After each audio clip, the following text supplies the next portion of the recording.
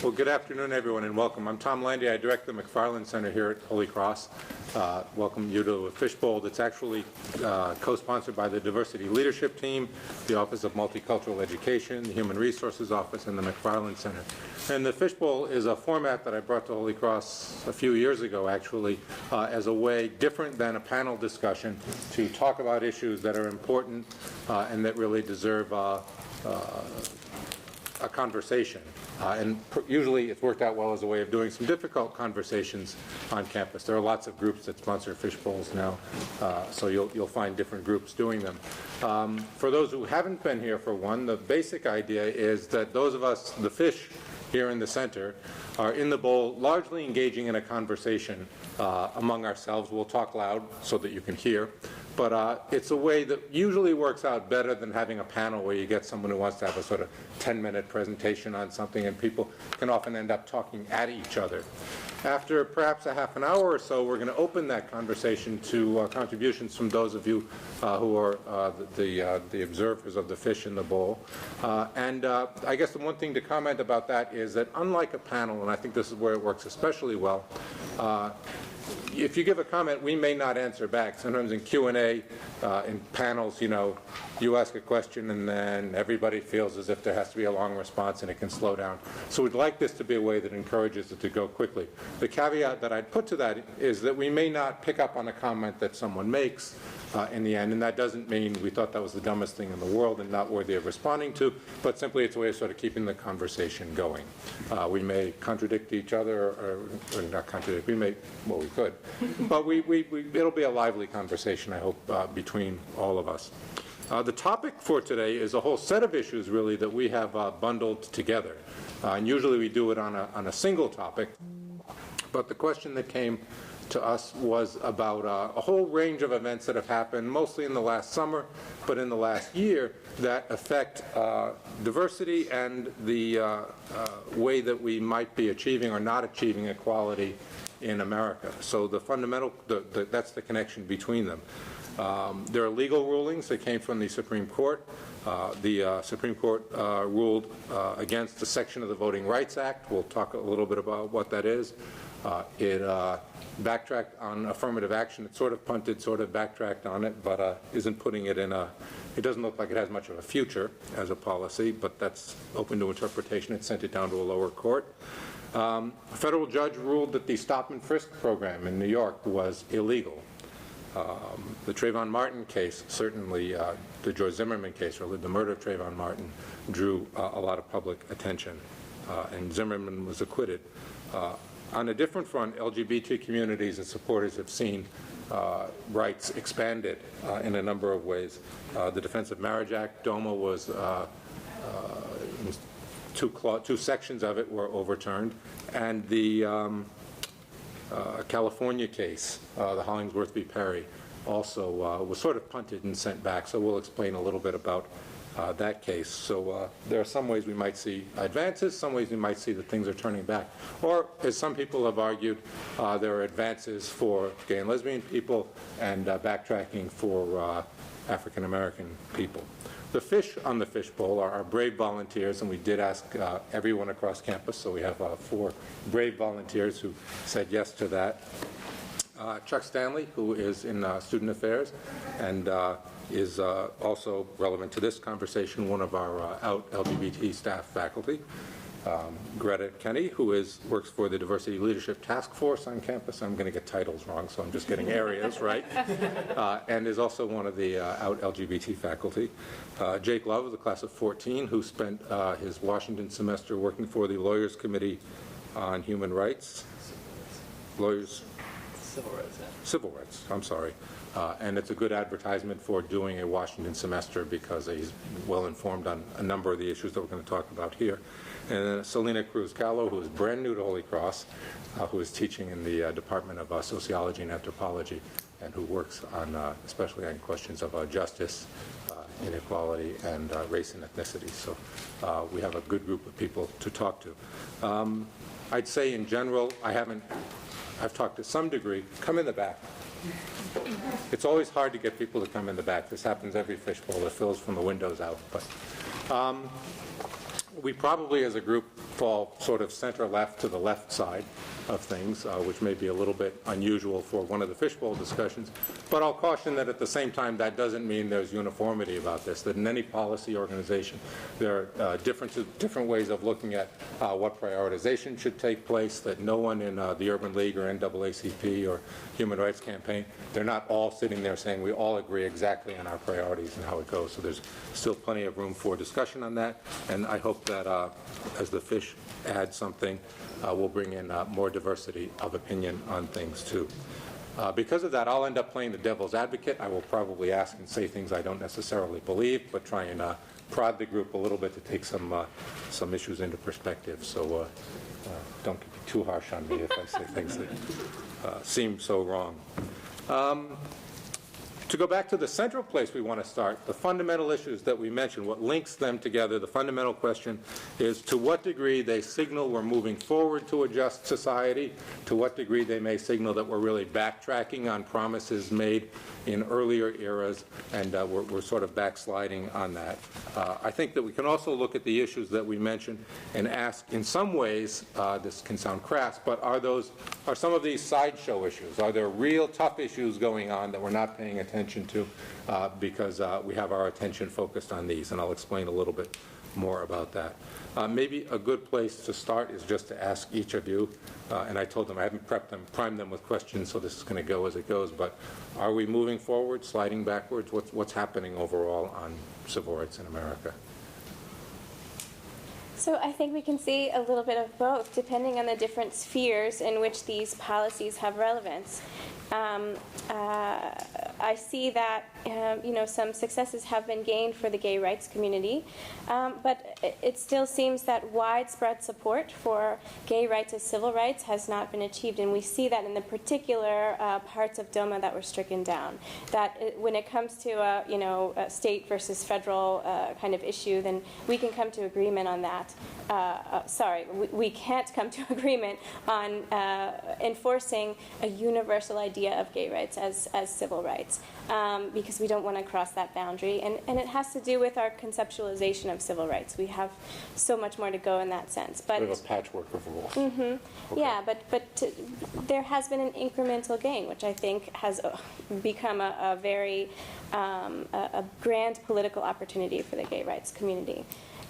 In terms of briefly for race and civil rights? For race and civil rights, these policies signify a very kind of top-down limitations. I think it's become so politically incorrect to be racist in our society, and so of course the kind of knee-jerk moral reaction to racism is that it's appalling, and of course it's wrong. But when it comes to mobilizing people in support of these incidences of racism that we're seeing, the boundaries that stratify our society in terms of racial categories are still very salient, and therefore we cannot identify with people that do not occupy the same category that we occupy, and that is a huge limitation, and we're seeing that play out in these kind of top-down pushback initiatives.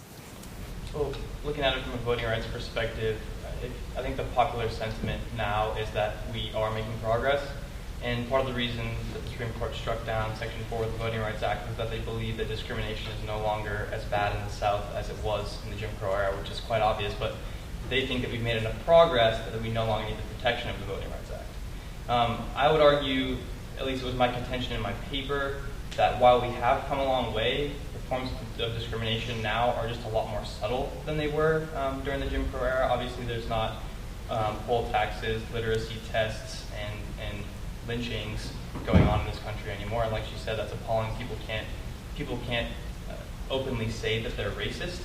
But in fact, the policies that sort of continue the oppression of minorities in terms of voting rights are things like voter ID laws, restrictions to early voting. So while the popular sentiment and the sentiment of the Supreme Court is that we're moving forward, in reality we're either, I would say, we're at some sort of a status quo, or actually, having gotten rid of the Voting Rights Act, are progressing. I think personally, I think the answer is yes, there has been progress, but I think it's how we perceive that progress that's an issue. I think saying that we made progress and so we're at a good place, or that even just overemphasizing how good of a place we might be at is an issue, I think. As I identify as an African-American, bisexual male, I know as an African-American there are certain things that I have more access to than my parents did or my grandparents did, but that's an identity that I'm forced to kind of show people. And just because my day-to-day interactions are different than my parents or my grandparents were, doesn't mean that the sentiment for people valuing or accepting me who I am has improved or gotten better. And then identifying as a bisexual male, there are boundaries or there are challenges I'm still going to be facing and still going to be hitting that when it comes to marriage, the only thing that's different, my love for my partner than someone else's love for their partner, is the fact that we're the same sex and someone else's love is different sexes, and so for me, I can acknowledge that there is progress and that things are getting better, but my concern is just taking that progress and saying, okay, we're good. I think we need to continue to look at some of these cases, we need to look at some of these things that are happening and try to figure out how we can do better, how we can do better. I think I'm actually going to separate out the issues, the LGBTQ and the race stuff, which is not traditionally how I would look at it because of intersectionality frameworks.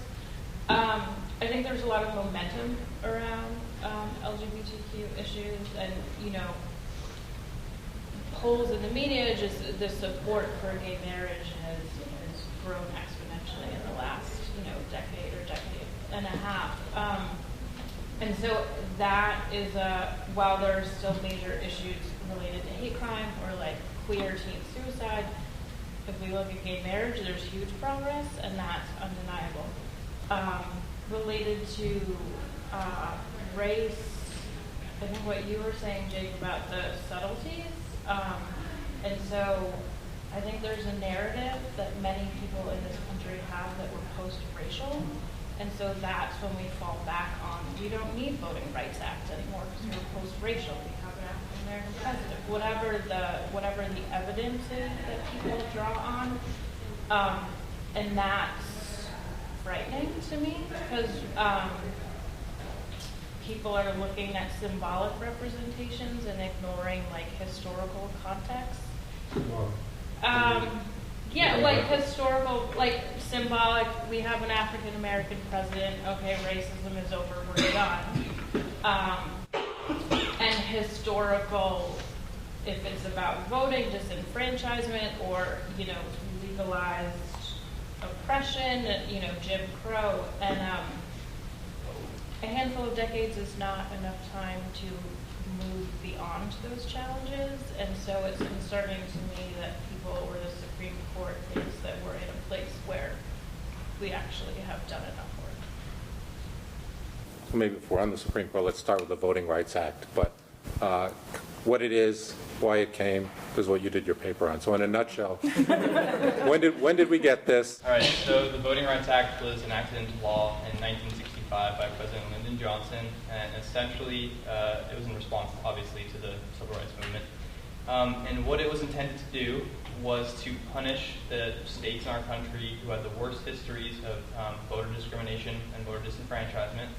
And how they went about doing that was they created, I'm not going to talk about their permanent, they actually didn't strike down the whole law when the Supreme Court got rid of it. They just struck down Section 4, which was one of the temporary statutes.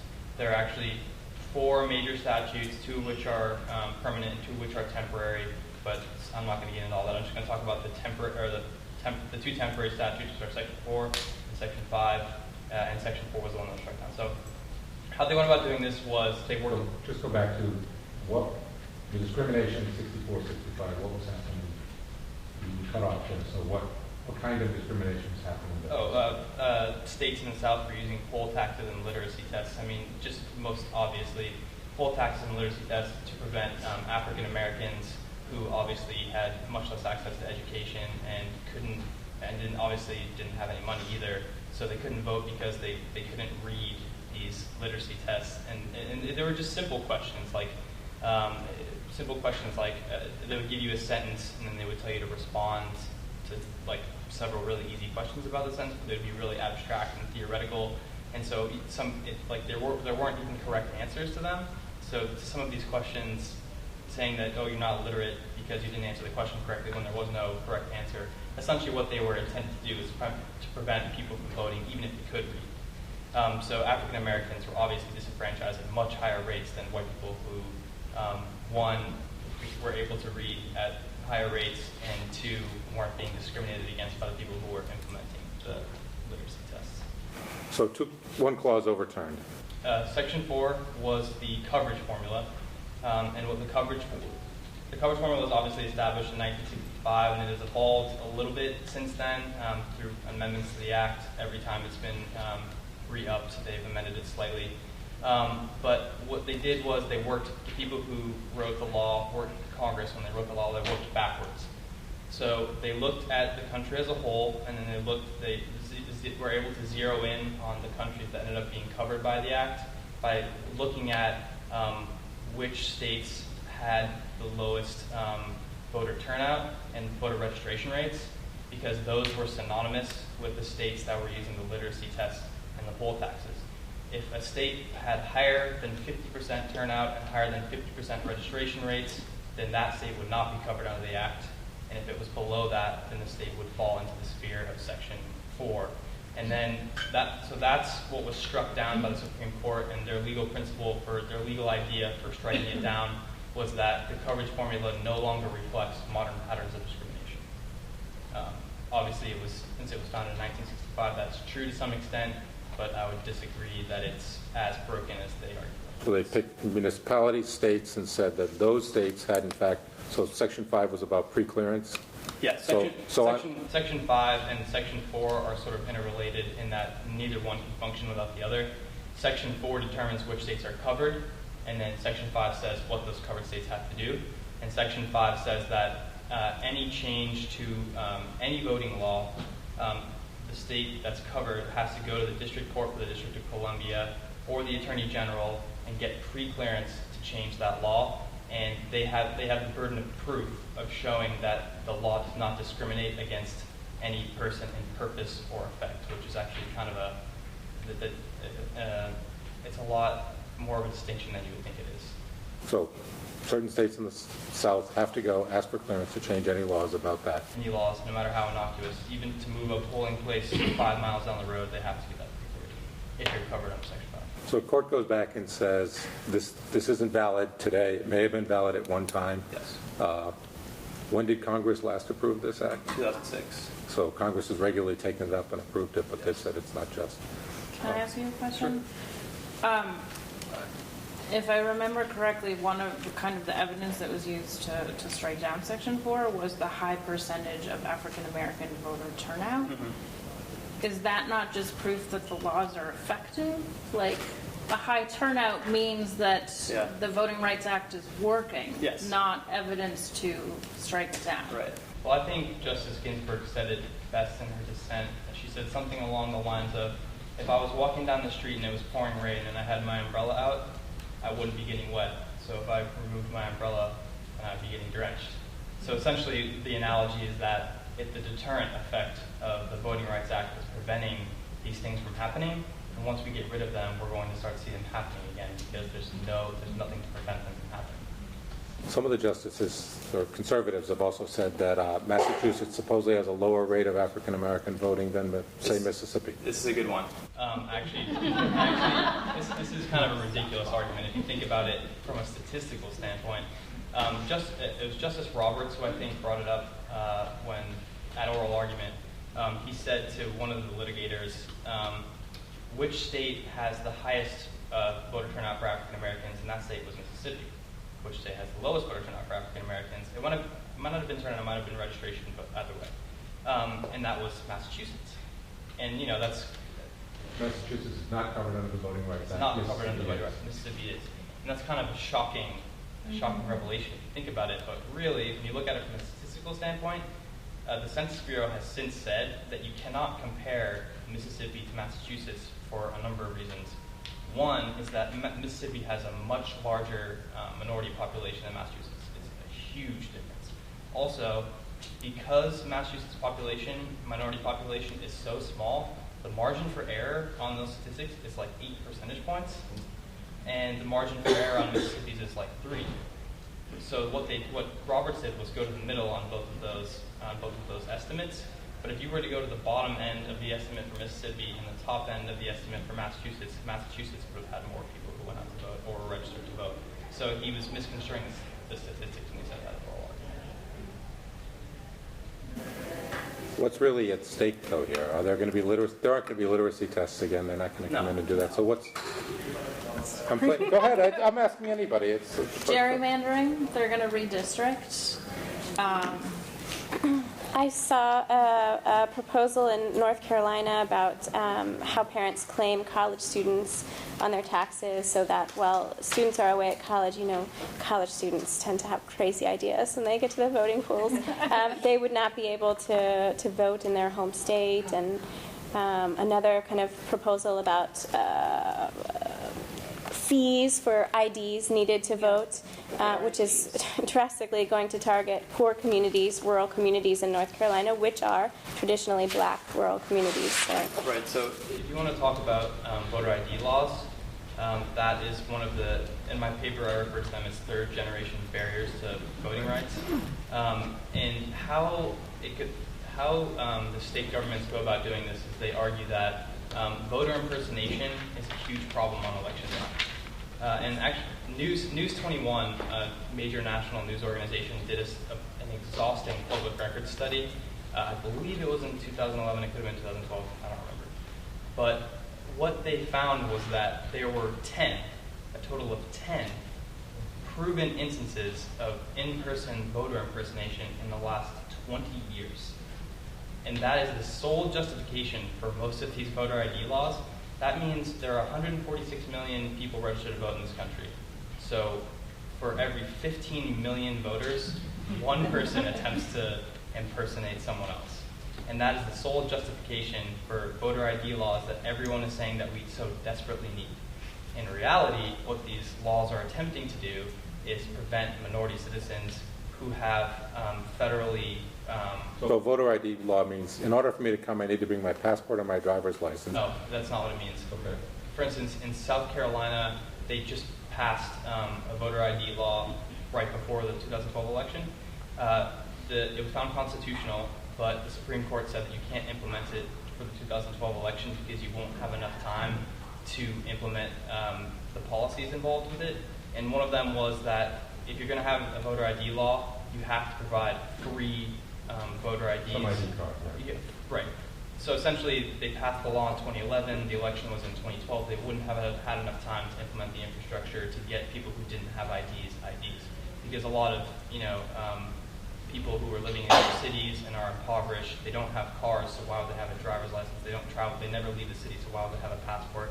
They have no federally approved form of ID, so they would had to have implemented an infrastructure to get them these IDs, and they couldn't do it at the time. But yeah. So voter ID, early voting, Sunday voting, because early voting, right. Black churches tend to get minorities African Americans tend to vote disproportionately to white people during the early voting periods, and those are also being restricted in a lot of different state governments. On a scale of 1 to 10, how important? Probably most Americans paid very little attention to this. It's a reason why we figured we even had to identify what it is. How important would you say this is in terms of determining the future of our civil rights? If you're in there brainstorming among issues, is it one that you really want to play up as the most important? That's hard to say. I mean, it's a matter of representation. If African Americans and other minorities aren't able to elect those people that they think can best represent their interests in Congress, then how are they going to have a voice at all? Is my question. We're not going to see the full effects of it until the midterm elections. No one's going to know how badly not having the Voting Rights Act is going to affect the system, but we're going to see in a couple of years. I would say that it's going to be pretty bad. I have to say it's extremely important. I think we're using, for the sake of examples and whatnot, we're using African Americans and we're using, but the potential for this to spread in whatever direction you want it to spread in is scary. So how can it not be a major issue? I agree that it's incredibly important. However, in looking at the voting statistics, and I feel that we're on the brink of this about to change quite widely, voter registration blockage issues was actually quite small in terms of the findings, the sociological findings for the many different reasons that we have such low voter turnout overall. And you can see the difference between a presidential election and, governor, House, and Senate elections. And among institutionalized democracies, where democracy has long been institutionalized, we have the lowest voter turnout. So it's not the only cause of, this kind of tightening, blocking off opportunities to political participation among minorities, but it is going to change the name of the game for sure. Another thing that we haven't explicitly mentioned is, we're talking about underrepresented minorities or African Americans. A lot of, voter disenfranchisement, as it's kind of the new generation of it, is going to disproportionately affect low-income folks. And so, like you were saying, if and turnout's an issue as well, but if low-income folks are experiencing more barriers to getting to, the polling or the voting booth,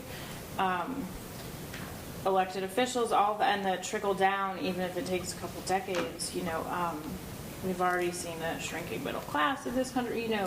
We don't know yet what the effect of that could be.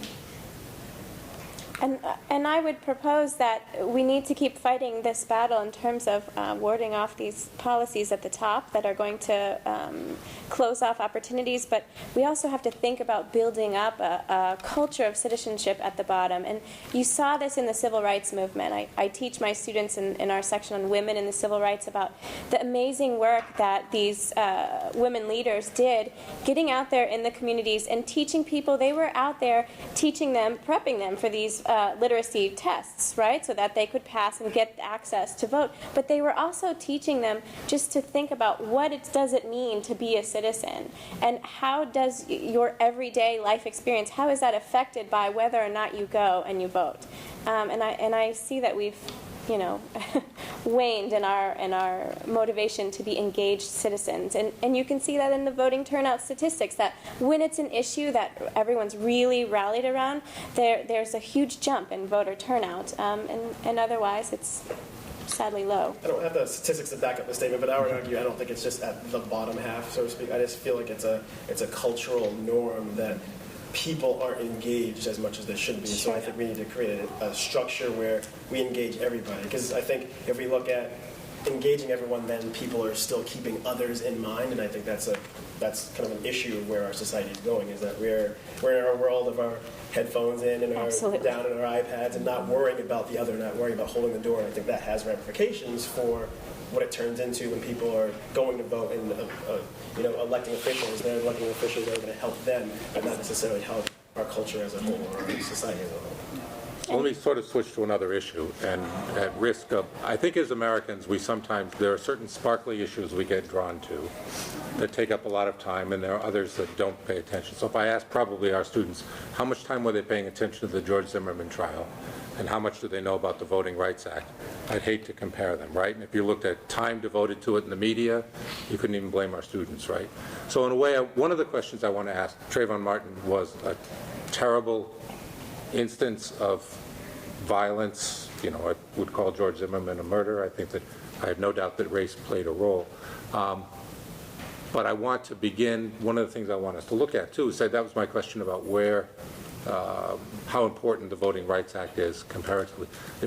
Look at the Trayvon Martin case. How should we, in the Zimmerman trial, how should we think of that as an indicator of where we are in America? Is this an exception, an outlier, a direction that we're headed in that it really points to? What's your sense of that? I know it's a tough. I think Chuck just hit on one of the major themes that ties all of these issues together, is that we think about civil rights as an individualistic good. How am I affected in my life experience affected by it? And we believe that we're in this post-racial, post-discriminatory society. And the fact is that we're not. And so issues of justice and equality come into conflict with civil rights. And in the Trayvon Martin... Say what that means. Well, in the Trayvon Martin case, it's a tragedy, but who do you see out into the streets or out into public discourse really kind of identifying and publicly mourning this tragedy? I don't see an alliance of mothers. I myself am a mother, and I can think about it as that's the worst tragedy I could possibly imagine, but we think about it, well, how sad for the black community. And therefore, we allow that categorized stratification between white and black or black and non-black to retain its salience, and we don't. And the same thing with the gay rights issues. We might sympathize from afar, but how do we really mobilize and support these communities? It's a different matter. And I would say looking at it in this siloed way is also an issue that we have in our society. So we make things, in this case, I think we make it a black and white issue, but is there a social economic component to this? Are there other?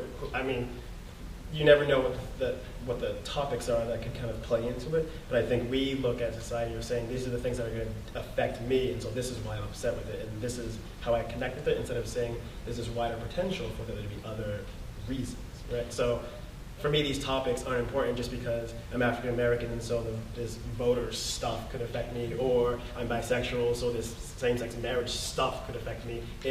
I'm part of this culture, part of the society, and so it's going to affect me, it's going to affect my friends, it's going to affect my children someday. And so my child, who will most likely not be African American, and might not be bisexual or whatnot, I'm still going to do what I can to make sure that this is a place that they can be happy and successful and whatnot. In terms of the Zimmerman's acquittal, I think it's, again, trying to separate out issues. It's problematic law, like stand your ground laws. Stand your ground. And so I used to work in the domestic violence field, and from that lens, those are really important laws. Because if I've been abused for 20 years by a partner and somebody's coming at me, I could defend myself and not have to go to prison for the rest of my life. And so,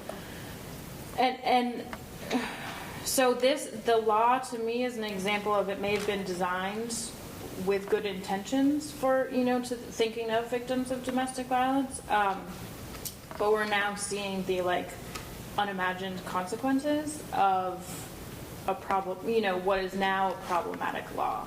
And so I don't know what to do with that. For me, in terms of issues that, I care about personally, there's a conflict there, and I don't know how to reconcile this one population who this law is good for, and then the, it's being used as a defense when innocent people are killed, and so I don't know what to do with that. Well, the innocent people being killed, in some ways it is racialized. If I were down visiting Dean Peterson in Florida and were wearing a hoodie walking around and some young black man came up and shot me, we would not have had the same arrest, outcome, trial. And so. I don't think Trayvon Martin would have been killed if he was white. I don't think that George Zimmerman would have thought he was suspicious if he was white. Okay. And so, but we never, you can't nail that down. Yeah, and going back to this idea of a post-racial society and the rhetoric that's going around, politicians who are claiming that we're in a post-racial society, academics who are, positing the idea that we're in a colorblind society. I don't think we'd be having this discussion in the first place if you're in a post-racial society. The only way that would ever happen is if it was outside of our mental universe, so to speak, if we didn't see race as a distinction at all, but in fact, race as a distinction is codified into law. The affirmative action wouldn't be a thing unless race was recognized by law. Affirmative action wouldn't work. So, and we wouldn't be having this discussion at all. In terms of Trayvon Martin, I think that whether or not, I think it was always a problem. I think the racial aspect there was always a problem, and people just get worked up about one single instance. But obviously, it's happening all the time in every city in the country, every day. And yet, people only seem to get worked up about it when it's blown up in the media. It's always been a problem, and it's going to continue to be a problem for a long time because we're not in a post-racial society. I think to come back to this kind of tension between civil rights as an individual kind of set of freedoms versus a collective good, this is how conceptualizing this tragedy as a tragedy that is experienced by us as a society, by us as a community, and not just targeting of, well, that's sad for the black community and that's sad that some people still have those conceptions. But to share in that suffering means we need to think more profoundly about how we can institute some type of hate crimes, because we do share in this tragedy. Otherwise, we do allow these categories, because we see that they are still quite salient, to divide us.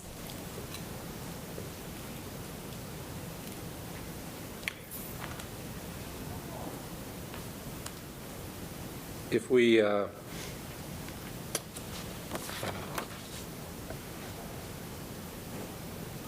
stop and frisk, take one more issue related to race before we move on.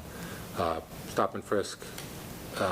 So stop and frisk New York City policy in place for a good long time that allowed police officers to stop by and frisk any person who they deemed to be suspicious. Overwhelmingly, those persons deemed to be suspicious were persons of color, young, and it was Mayor Bloomberg and the police chief defend it as a policy that has made New York City much, much safer. They say that it's taken and kept guns off. Now, there are good statistics that say for tens of thousands of frisks, there are small numbers of guns who are gotten, but the basic idea is supposed to be that people would be afraid to carry weapons, and that they also, it's a way that they manage to, like other things, to pick up people. Two different arguments. One is that most crime affects people of color to begin with. This has made the streets safer for people, and it's benefited people of color. Second argument is that this has turned young men of color especially against the police, felt that the police was an enemy for them, that they were going to be targeted, that they were humiliated in front of their friends, and that they were made to feel somewhat inferior. What do you end of stop and frisk policy in advance for civil rights, a back step for civil rights? I think it just shows how complicated all these issues are. I think it was Chuck that brought up the kind of strong interrelation between economic disparities and racialized crimes. And, in New York City alone, it's over 90% of the men in the jails, the black men in the jails, are high school dropouts, and they come from poor backgrounds. And here we have the tie to the affirmative action ruling, that, it's race doesn't exist in this separate world, this separate sphere that isn't highly structured by our interaction with the economy, our place in the economy, the opportunities that were given to us from the time that we're born into a stratified society, from our passing through the school system, and whether or not that gives us opportunities. If we continue to conceive of civil rights as just individual and political rights and freedoms, and not as a vehicle to expanding opportunities and to spreading equality, then we're going to continue to have these problems and these tensions. So your conception of rights and justice is not freedom from, that's not just about me being free from these things happening, but that we have obligations to help people to achieve. Certainly. Okay. I know that's not the wide-held view, but that is my conception. I think it finally that it was ruled unconstitutional. It was racial profiling. Disproportionate, like 90% of people stopped were young men of color, and yet, of the white people that were stopped, they disproportionately, at higher rates, were carrying weapons. And so there's just like no sense to it. And reading some stuff on it, that there are 18-year-old African-American men in New York City that were being stopped like 6-8 times a month. Like, for as long as the program was happening. And when you ask questions like, why am I being stopped? What was I doing that was suspicious? You get taken in. And so, like, if you're on your way to school, you're missing school because then you're going to go sit at the precinct for 8 hours. And so that goes back to, like, what you were saying about animosity with the police and access to education. So I think, yeah, it's a good thing. I think it's hard to argue that it's not a good thing, but I can't help but go back to the fact that I think saying it's a good thing is what sometimes keeps us from moving forward.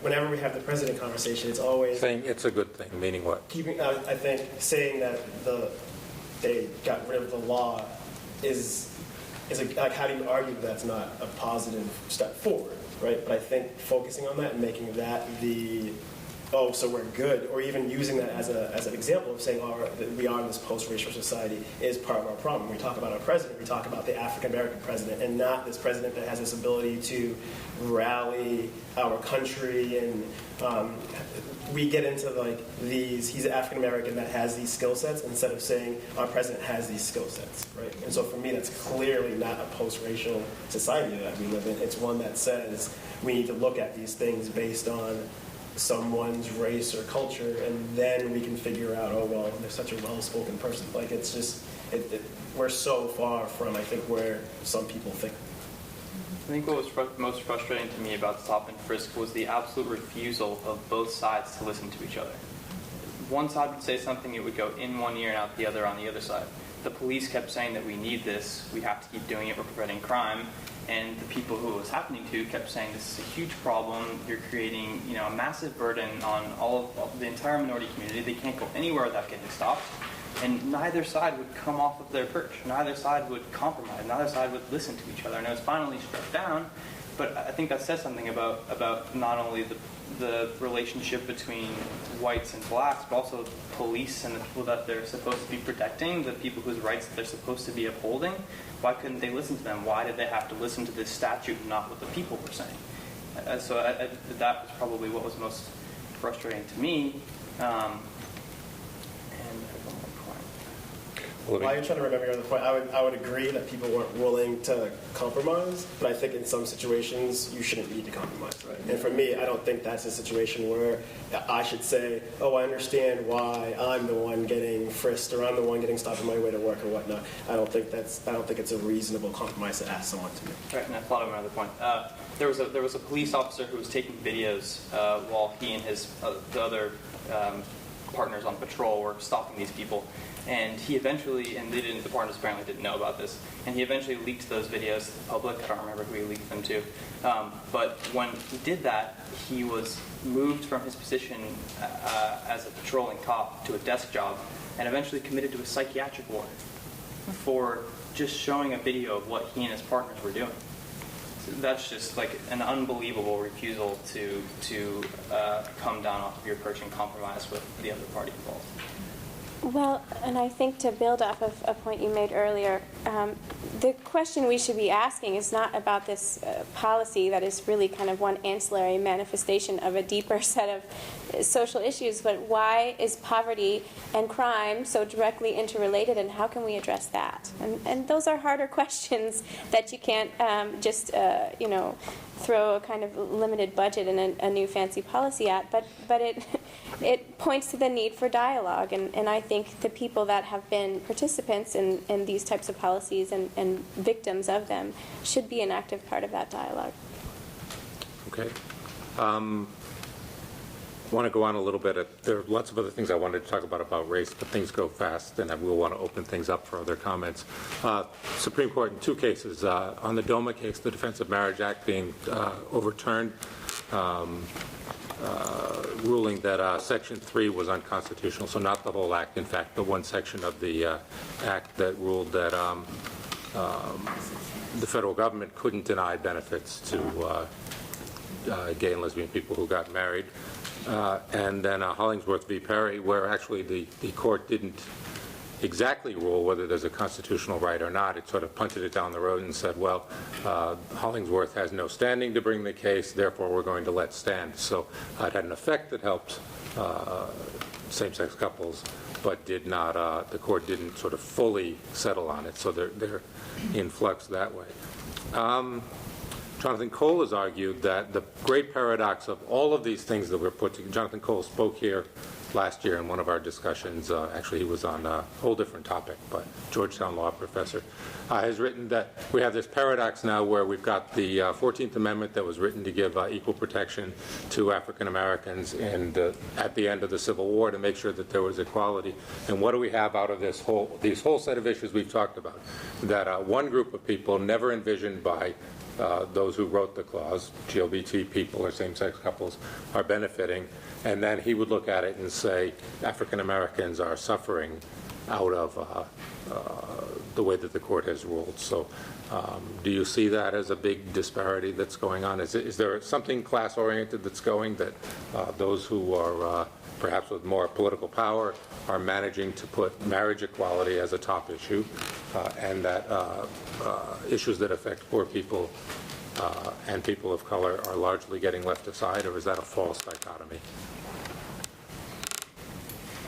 I just struggle with, I guess for me to answer that question makes the assumption, makes the assumption that same-sex marriages don't affect people of a lower economic status. And so for me, it's almost a distraction. The reality is I can get married in 13 states. Like,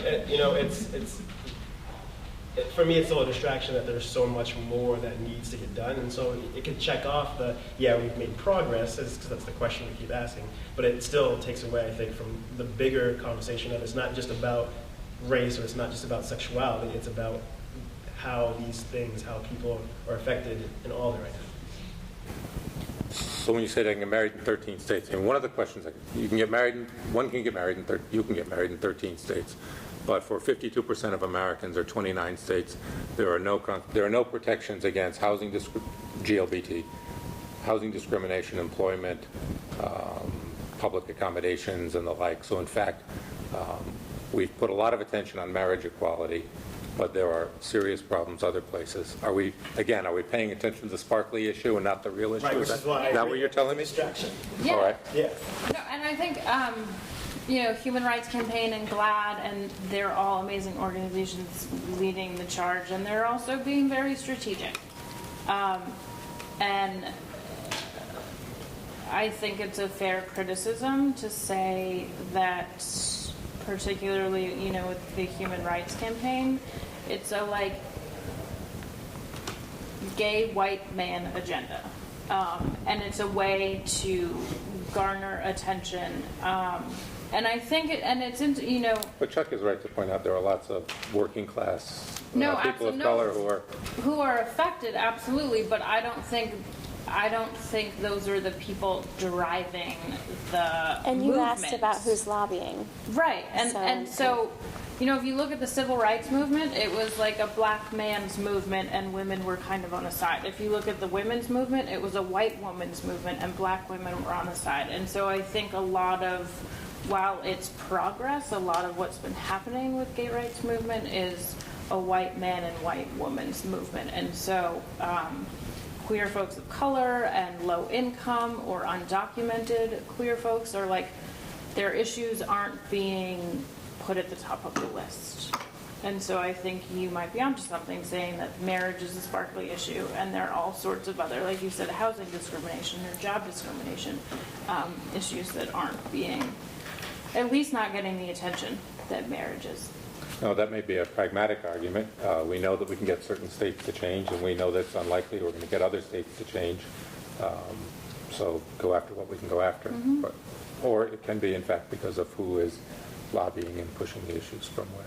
And I think it could be both, because you have to start the conversation somewhere. You have to sneak in there and get public support somewhere, and some things aren't as sparkly. And sparkly For example, issues. Go ahead. a good dimension of this movement that's not gaining as much kind of political success is the adoption, the gay adoption. And, this is a child's rights movement in many aspects. It's not front and center, and I think it has to do, like you pointed out, that they don't have as much resources and money and kind of lobbying power in that sense. But there are other cultural issues as to why they haven't gained the kind of widespread support and momentum for their movement, I think. was going to ask about other sparkling issues related to race, but maybe it's a good time to open up, and maybe to just frame that quickly. I mean, there is a sense that I have that there are some large intractable issues if one looks at black unemployment between the civil rights era and now. It's no better. If one looks at wealth gaps, inequality gaps of income, if one looks at the state of public education and how many schools are segregated, and how lots of really hard problems that we don't know how to fix. And there are times when I wonder if we don't, do we obsess on the sparkling issues because we just don't know how to fix these other ones? And mass incarceration, family issues, opportunities for young black men, young men of color in general. Are those really, should we have listed those as the big things we should be talking about over the last summer? And are we sort of diverting attention by saying, let's talk about the other issues we named? But. Well, and on that point, I just want to add, in kind of reviewing Justice Thomas's statements on affirmative action, the recent affirmative action ruling, and I think that I can understand his point in terms of the stigma attached to giving, special treatment to diversity slots in the university, having passed through these slots myself, right? And looking at the sociological kind of qualitative data on how people feel when they are affirmative action hires or affirmative action fellows and so forth.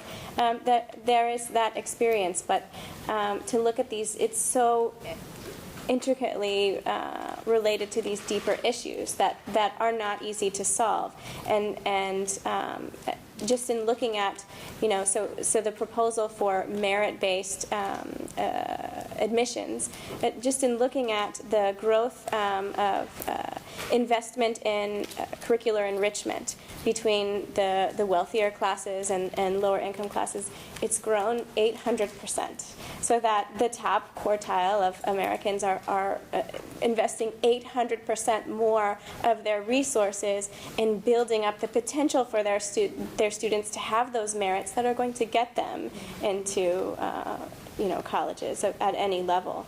And these are the deeper issues that we can't control with a kind of quick fix policy in either direction, but they merit more dialogue and more attention.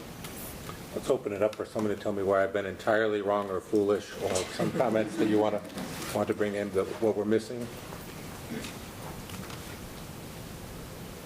I have one comment about several of you spoke to the issue of the fact that we still define these groups as being so separate, right? And that obviously some of this is about our inherent inability to empathize with other groups. We say the Trayvon Martin murder was so sad for the black community, but it doesn't allow us to empathize with ourselves very well.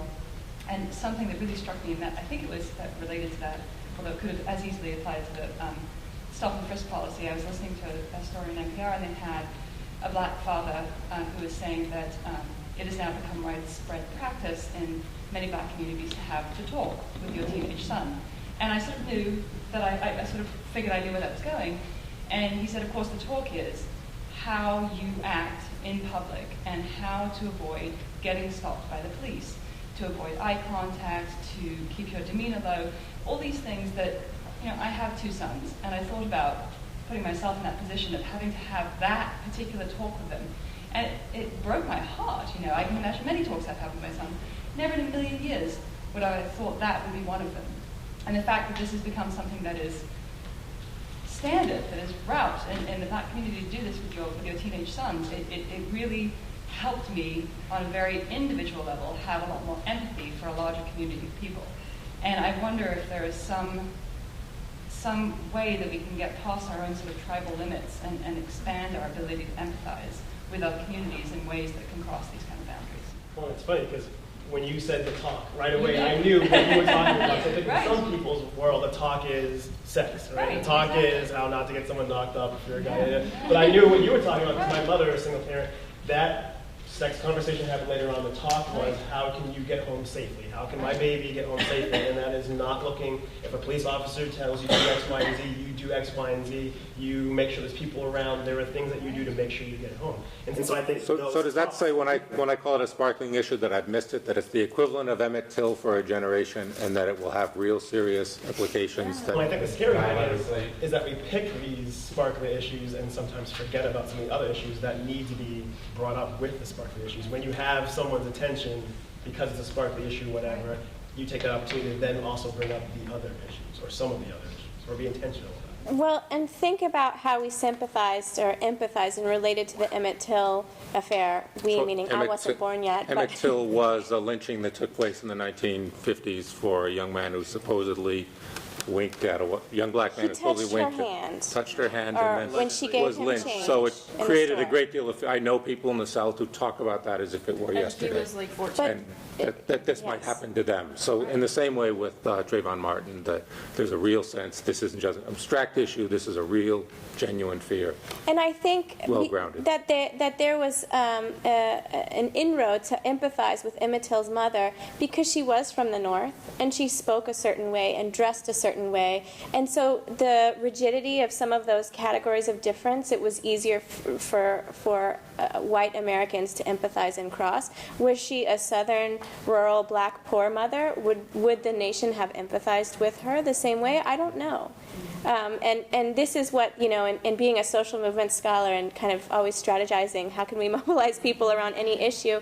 It's this, well, how do I relate to the Trayvon Martin tragedy? And it's because I'm a mother. And I would like to see more kind of multicultural kind of outpouring of sympathy and empathy from mothers to say that this is a tragedy against us as mothers worried about the safety of our children. And the reality is that the safety of our children is sociologically different because race is still. Robert, you were going to? Yeah, what I was going to say was, and you kind of alluded to it, and that is, I think too many times, a lot of us good people, quote unquote good people with good intentions, we stop at the empathy. Mm-hmm. We stop in our minds and we go, boy, that is wrong. And I'd love to see the point where we actually do something about it, and it could be just a simple act of when you see someone else being treated badly or differently, how many times in a year do we see that and do nothing? It doesn't always result in the tragic loss of life or something like that, but it does wear on the person who is sort of like the target of that kind of bad behavior. So I guess the challenge is, it's good for us to empathize and understand it, and I knew the code too. I gave it to my sons. I give it to all young men of color that come into my realm about how to act and how not to act. And that's just kind of tragic, but at the same time, how many times have I seen something happen based on someone's identity or perceived identity, but I'm busy, so I walk on. How many times have we had that conversation, if I coulda, woulda, shoulda? And then after we feel bad for a few hours, you kind of go to sleep, wake up, and you kind of continue on your lives. And so if everybody just did something, then what would happen is other people, those of you who know me, I always say this, we're mimickers. If I see someone speaking up for someone else, then the next time I go, oh, maybe I'll do that. Oh, maybe I'll do that. And You were going to say, did you? Oh. Were you saying? No. No. I was pointing to Chuck. I guess I was going to respond. I understand it being the next point. I think with the Trayvon tragedy, the African American community rallying around it, okay, something to rally around. And yes, mothers could have or should have rallied around, but I don't think the potential of what it should have been shouldn't have stopped there, right? Like, as a parent should have rallied around it, as someone who cares about people should have rallied around it. And so I think that's some of those roadblocks that we hit gets back to that empathy of we need to make some of these connections based on whether it's our identities or what it's easy for us to connect with and whatnot, and say that this is why I agree or disagree with what's going on, instead of it being about people, right? Like, I struggle with that we don't kind of push ourselves. And so I wouldn't want to say that and have people not do anything, but I think the start of doing something should then turn into the how much can you do, how much are you capable of changing or support. I think that's the ideal. But if you look at the strategy of the Black Civil Rights Movement, for example, they had a dress code, and they stuck to it pretty strictly because they knew about the rigidity of those boundaries. And if we're going to gain even just the margin of sympathy necessary to galvanize even just incremental policy reforms, then we've got to cross some boundaries. And they are real boundaries. But I agree with you wholeheartedly that we should be embracing this understanding of a shared humanity above all of these rigid boundaries of sexual orientation or race or class and so forth. And that's the most difficult thing to arrive at, I think. If we talk about emotions, are we ignoring the policy side? Are we putting that on the back burner? Because we're sort of in the, if we get empathy and the right attitudes, things will all be okay. Formal laws mean nothing if the informal support for those laws is lacking. So I don't think it's too far astray, but certainly we should consider the connections between them. Right, and like Chuck said earlier, he can get married in 13 states, woohoo, that's awesome. You know, protections for LGBT people are finally being codified into law. You know, there can't be employment discrimination, there can't be housing discrimination, but protections for African Americans and minority citizens have been there for decades, and yet it's still a huge problem. So it doesn't matter if it's written in law, it's not in practice. So you know, those are things that we have to consider, relationships. Tom, you set this up as kind of an analysis of where are we moving forward and where are we backsliding. I guess maybe a rhetorical question is, how much of this is change in behavior and not change in attitude? And can one follow the other? Do you have to change behaviors first and then attitude will follow? Or are we backsliding because maybe we're not changing attitudes as effectively as we thought we were? I suppose that's why we started talking about race, too. We certainly said that we can't formally be racist or publicly be racist, but underneath we may still, whether we carry assumptions unknown to us or implicit. Comments on a news article online. Like, people just bite their tongue, but like, if you're anonymous behind the computer screen, or behind some sort of screen name that can't get back exactly. And so, It's always hard to tell how representative those are. right, absolutely. You can see that relationship in the Voting Rights Act as well before it was struck down by the Supreme Court. In that, for a while with the Voting Rights Act, you had to be able to prove that a law was enacted, a discriminatory law was enacted with discriminatory intent. And now, right before it was struck down, in the last 20 years before it was struck down, you only had to prove that a law was enacted with discriminatory intent or effect. And that dichotomy is huge because how can you prove that someone carried something out with a racist intent? You can't. There's no way you can possibly prove that. There's no way you can possibly prove that voter ID laws are carried out with discriminatory intent. All you can look at is to see, does it happen in practice? Are people disproportionately disenfranchised as a result of this law? Okay, yes, then we have to get rid of it. It's so looked down upon in today's modern society to be racist that almost no one is openly racist anymore. But people are still racist. It's not gone just because you don't see it every day. And so I agree, which is why I think you can't separate them, right? I think it's about helping people learn how to be congruent people, right? How do your actions exemplify your emotions or what you're thinking, right? I think sometimes our society has said, let's stop these actions, and we're not really doing as much as we could, I think, to affect people's thought process or their emotions or their thinking. And so I think you can't separate them, because if you have someone who has access who is racist, so they're not going to be openly racist, but they're still going to figure out ways to put forth some of these laws and figure out ways that it makes sense. But if they are inherently, and I struggle with racist, but everyone has some sort of ism, right? And so if they are taking ownership for that and they're being true to themselves, then they can talk about or practice in a way that they're being open to other people, though, right? They're creating practices that are open to other people. when I think of it ethically, they're intentionalists and they're consequentialists and intention. A lot of us, we tend to talk about my heart's in the right place. We may leave a lot of policies in place that end up having terrible consequences, but as long as my heart was in the right place, I'm not responsible for those policies or things that I left in place. And I want to focus attention back on the consequences too, that we may be responsible for that, as sweet and pure and lovely as we think we are, and how much we stand back but wish great things would happen for other people. So that's why I get nervous on the too much of the feeling side of it. I want to push us back to the consequence. Did you, Tina? You go first. I don't have a question. What you guys were talking about this racism in today's society, one can't say they're racist because then it's bad. And so I don't know if this term exists, but it's something that I coined as dry racism. And I think that I've experienced it in a lot of places. And I feel that when I do feel it, I speak out upon it, just because people need to become informed of their actions, in the sense that I may be a racist and may do racist acts towards others, as not let them come into a party or not let them dine with me at a certain table. But if you call me a racist, I'm going to say I'm not a racist. But it's clearly evident that you are doing racial discriminatory things towards that person. And so I call it dry racism. And it's because it's evident, and you can. So that's the same distinction I was making. With the consequence, the outcome is and so, the person of color the other wasn't invited in. Yeah, no, definitely. And I think it's seen everywhere, and it's something we're never going to be able to get rid of.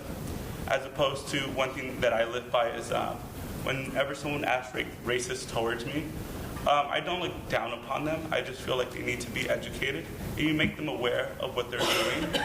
So they become more knowledgeable and kind of aware that they're harming someone. Or because that's psychological damage, and a lot of people don't speak up against it. And that, I think, hurts society as a whole. I feel that when you are being discriminated against, speak up upon it. And it's something that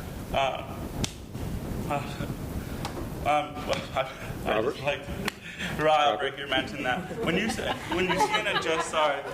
an unjust situation taking place, although you may not be directly involved in it, you can always step in and speak about it. And that's what our job can be, educating people around us about this. And I just wanted to touch base on representation and low voter turnout. I come from South Central LA, which is predominantly Black and Latino.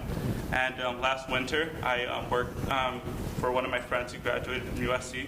He was running to become a state delegate.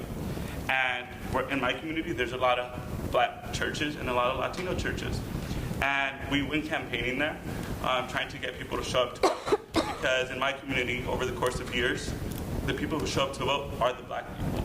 And if you really look at it, when we went into Black churches and spoke about politics, they kind of were very open to it, and they preached. They were like, go vote, it's going to affect this and this, and we're going to change society. But with the Spanish churches, they're like the archdiocese says that you can't mix politics and religion together. And so that in itself affects why there's more Blacks showing up than Latinos. So helping my friend out, we were like, how are we going to get things to change? And so what we did is we started going to supermarkets, knocking door to door. And what I noticed is that not a lot of people are educated of when elections are taking place, and a lot of it has to do with the lack of knowledge and the lack of knowing the language. My parents are both immigrants from Mexico. They don't know English. I'm the one filling out financial aid papers. I recently just found out my financial aid package a week ago. I'm calling, pretty much what I'm trying to tell you. If we want to fix these problems, we have to educate the people. I was given many flyers as a child. Take them to your parents. My parents never received them. As a kid, I'm throwing them away. It's true. What's happening is that there needs to be a more, I don't know how to explain it. Parents need to be more involved. The preservation of a family needs to stay intact. So you can have more, and teaching immigrants, Latinos, minorities the language, because oftentimes legislation is written differently than an everyday person language, if that makes any sense. So the level at which the language of the legislation is being written is much higher than the average speaking ability the person has. And the reason I say this is because with this election, more Latinos showed up to vote than black people. And that was a huge first time, that I've seen it. I got my dad to come vote, my neighbors to come vote, but it's because they're like, we didn't know stuff like this was taking place. The government doesn't have direct involvement with communities. Students, kids just aren't being, there's no engagement. There's lack of communication. It may serve the government very well. No, it definitely does. I don't know, it was very enlightening. And so I feel you speak about these sparkling moments or these sparkling ideas, and they're very key. And I don't know, I just think it's just a thought. And just in regards to gay rights, I work for the American Civil Liberties Union this summer. And in 29 states, it's completely legal to fire someone from their job just for being gay. And so we're trying to pass the Employment Non-Discrimination Act, which will not only protect the LGBT community and the workforce, but also women and blacks and Latinos and Asians. And this thing about discrimination, why are they firing you? Because you're gay. Oh, did your employer directly tell you were gay? Well, you can't really prove that. So how does a judge justify whether there was discrimination involved? And so, I don't know, just a lot of things to ponder upon. But I think we gotta, one, educate people, inform them of the language, and I think you get a lot of these lower topics to rise up. And I don't know. Tina? I was just going to, it's always dangerous to speak after Ozzy because he has great things to say, but Tom, I wanted to just pick up your point about not drawing exclusively on emotion, right, but also bringing in kind of thought process and policy making into the equation. And we are, after all, here at an institution of higher learning. Not all of us are parents. Not all of us will necessarily have direct empathy with a particular group, but we all have minds. And if I can borrow a little bit from Ignatian tradition and invite people to use their imaginations, I think one of the things that everybody can do is to ask with their intellect, who's being left out? Who's not in this picture? Who's not in this policy? Where are the effects falling that are not including this person sitting next to me or this person that I can imagine? How would that feel if I were that person, right? Some of that does get to feelings, but some of it is simply asking, who's not here? Whether you're doing a scientific experiment, right, and you're looking at a particular group of people, of course you have to have a controlled experiment. But think about, why are you choosing this particular group to focus on? Who does it leave out? Those are the kinds of habits of intellect and mind that are going to help all of you make policies that are going to continue to affect Chuck's children, right? And your children, and your children, and maybe my nieces and nephews, right? As well as policies that will affect each of us in this room. So I would say you can start small. If you're not ready to stand up and confront someone, you can still start small by asking who's left out. And what would that feel like if it were me? Of the texts that you read and the lectures that you hear and all of the things that you ingest from all the variety of media that we all are plugged into. Just ask the question. And I think that's the more difficult jump to make in our civil rights. The idea of freedom as an individual good, well, that's easy. We can all agree upon that. But to translate civil rights into providing equal access for people to engage politically, much like he's talking about here. The Latino, you talk about the gay community is drawing on this 14th Amendment, which was never envisioned in its writers, but so is the undocumented immigrant community in arguing for language, what do you call it? A limited English proficient, they have an acronym for it now, and they take their civil rights amendment cards into public services and say, I have the right to have a translator give me this service in my own language, which which is kind of a new way to also innovate the 14th Amendment. But I really like incorporating emotion into how we think about extending access in our civil rights policies.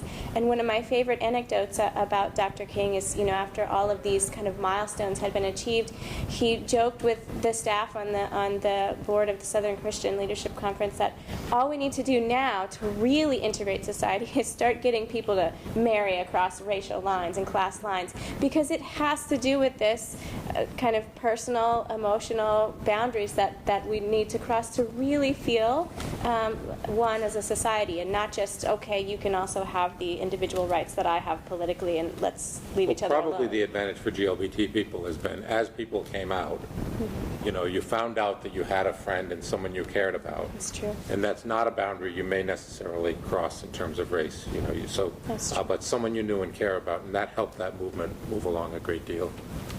I also think that a simple solution is, along with Ozzy said, just being educated and going to find out the information. It's just facing reality that these issues are still going on, and just learning about them, because I think that we're too preoccupied with ourselves and what we need to do on a daily basis that we don't care about, or we might not pay as close of attention as what's going on the outside. And we try to cover up. Racism is not happening. Social injustice is not happening. Inequality is not happening anymore. Look at how far we have come after the Civil Rights Movement. But the reality is, looking at the Trayvon Martin case, is that these issues are still going on. And to bring it back to campus, connecting it back, some people might think that multicultural student organizations like BSU, CASA, DESE are not needed anymore, but if you face reality that these issues are still going on, we still do need these organizations on campus. So just a simple step of looking for the information, being informed, and facing reality will help us have more of these conversations, to ask these enlightened questions and have imagination and have these important conversations. Well, also, just to touch on that, CASA, BSU, and all the other multicultural groups on campus would never deny me to be a member, which I think is also really important to realize when you're having that conversation. Tina was saying, even here at the college, always being mindful of who is not in the room, or who is not sitting next to you, or who is not at your table at lunch, and so on. Because for me, that gets back to what I think the basis of affirmative action is about. So I think people get caught up in affirmative action with it being about an outcome versus it being about access, right? It's about trying to make sure everyone's on an even playing field. And part of the reason that I'm working at Holy Cross is I feel like I'm never going to be the person that finds a cure for cancer, or that's just not my role in life. I've decided, I know that, but I'm going to have biology, all that, it's not going to happen. But I feel like I have a positive impact on that Holy Cross student that will know enough because of their education to make that accessible to everybody, right? So I just feel like this idea of being open and this idea of being open is very easy for us to talk about, but it's hard to put in practice. And so I think part of that being open is to also just understand and realize that I'm not talking about liking everybody, right? If someone doesn't like me because I'm African American or because I'm bisexual, then that's their issue, and I'll try to work that through it. But if they just don't like me because I play my music loud or because I sweat too much, and I think it's not about liking everybody, but it's about respecting people who they are. And I think we get caught up in some of that stuff. And going off of what he said about equal access, and then going back to what Ozzy said about people not being engaged because they don't speak the language, it's interesting to me because at more than 50% of the polling places in this country, people do not have access to multilingual ballots, and they don't have access to translators. So everyone worries about these glamorized ideas of racism, African Americans, Latinos, Asians. But then we also have to think about people who just don't speak the language. And it's not that we're being racist; it's just a systematic flaw that people who want to go vote are trying to vote, but they can't vote because they can't speak the language because we failed to get them multilingual ballots. And it's not because anyone's racist; it's just because it was a failure to consider everyone who wanted to vote. So some of these problems don't always come down to racism; just come down to systematic flaws. I think some of the systematic flaws, when we're talking about language, it's not just about it's about law. Like, law in English is written in a different language for people. So you can be well educated and still not understand it, but that doesn't mean that you shouldn't have the access to vote. That doesn't mean that you won't understand what a candidate can and can't do to help you or your community. And so I think even taking some time to help people understand what a law or whatever we're talking about, what it means for people. We left out the whole issue of immigration reform. It's one that certainly could have been in among the topics that you wanted to bring in. We sort of got to the cusp of doing something as a country. We backed off and then get obsessed about other sorts of things. Where should we put that in the mix as this, in terms of what it tells us about progress and regress? I can go out to anyone, but. Well, I mean, it's a tricky issue because we stick to kind of the letter of the law, and so thinking about civil rights, well, that only applies to citizens. So all these people that aren't citizens, then, we can't worry about their civil rights, but de facto, they are an important part of our society, and unless you don't want your lawn mowed anymore, or your hotels cleaned, or your food grown, then, we have to consider how to extend citizenship, and that's going to necessitate some law change. But I think some important innovations are being made in the limited English proficiency. But I never thought about this at polling places. Wow, that's a huge blockage there. Like I said, a lot of these people don't even get to the polling place because they're not engaged, they don't speak the language, they don't know that these things are happening. So in the small minority of people who do realize that these things are happening and are engaged and do realize that they want to get to a polling place, that they want to have a voice, they get there and they can't because they can't read the ballot. It's just kind of a ridiculous mistake. And then we go back to these problems of long lines. Why something as simple as putting more polling places in heavily populated areas would solve these problems, and we can't do it. There are no long lines. I live in a nice little suburb. There are no long lines there. Obviously, but in heavy, densely populated cities, people can't vote because they're in line for 5 hours, and a lot of these people in heavily populated cities don't have very much money. They have kids at home that need to be taken care of. So it's a form of sort of invisible disenfranchisement. And Obama said it in his inauguration speech. These are things that we have to address more so than these big glamorized problems. We have to address the little things too, and we're failing to do it. I think that, and again, you're going to say, well, how do we do it all? But I think immigration reform is very important, and I think. Well, you do prioritize, so I'm trying to prioritize here. But I think it's not just for the people that are mowing lawns and cleaning their houses and stuff. It's also for the potential of that individual who will be the next president, or that potential for that person who will get citizenship and do something great. So I think when we're talking about. It does point to the potential of doing these things because they affect us all, but it gets a lot harder to say the Trayvon Martin case really affects us all, or immigration affects us all. And that's the bigger case that I think is so hard to make to people about why each of these things affects white suburban people or whatever. So you think it's harder for people to make a connection with them?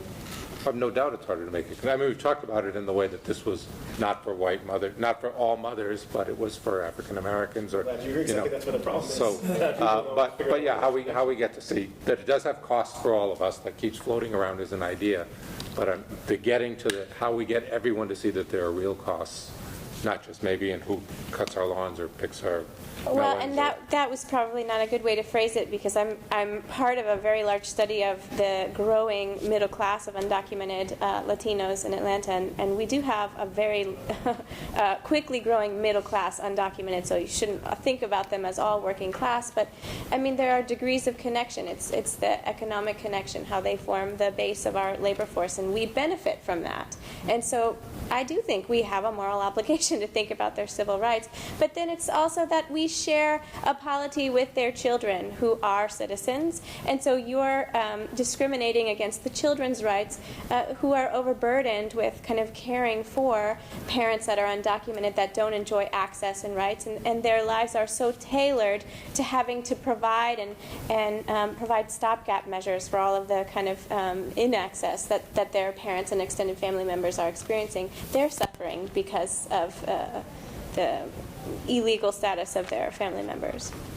Since Jake pointed out that there are systematic errors in this country, in the way this country operates, that keep certain ethnic groups from, say, participating in voting events, I feel that I have to point out that there is a term for that when it is racist, called institutional racism. And while certain things like that are not racist on paper, sort of, like the voting thing, there's also an example I like to bring up a lot is stop and frisk in New York City, since that's where I'm from. I think last year there were more black men stopped and frisked in the city of New York than there are that actually live there. So that means, people are stopped and frisked multiple times. And on paper, it's racially blind, it just looks for, they're supposed to look for suspicious looking people. But in practice, it clearly comes down to race playing a huge issue. So this doesn't only happen in those two things. I'm sure there's, it's in the educational system.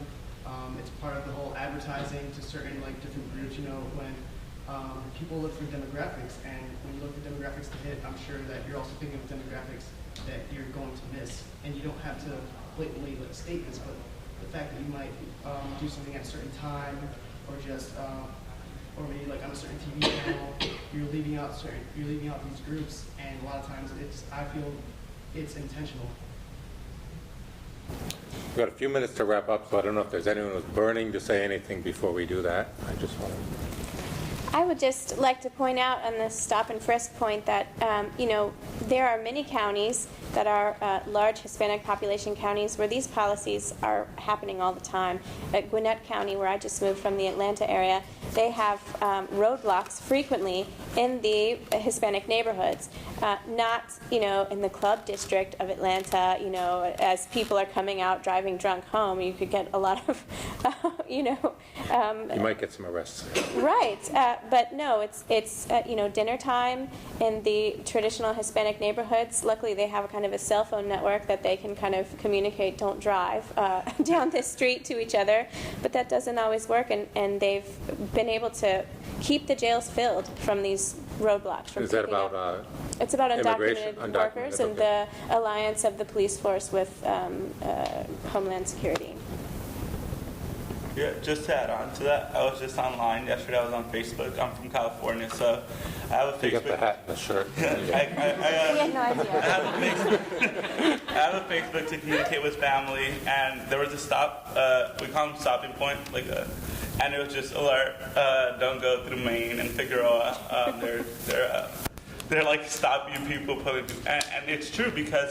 But the thing in California is now, if they stop you and you don't have a license, you can call someone who has a license to come get your car for you, and you're fine. But needless to say, they shouldn't be doing that in the first place. And it's something that my family's mostly immigrants. I think that immigration reform is needed in today's society. One, you preserve families. Two, you have students who see their parents, and the perceived idea of a Latino is drug dealer, if you're from Mexico, gangbanger, But it really isn't like that with these immigrants. It's people who are trying to come and seek a better life.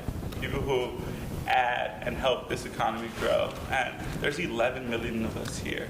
And so I think it's a far-fetched idea to say that these 11 million people here aren't helping better America, that they're actually hindering it from growing. I don't know.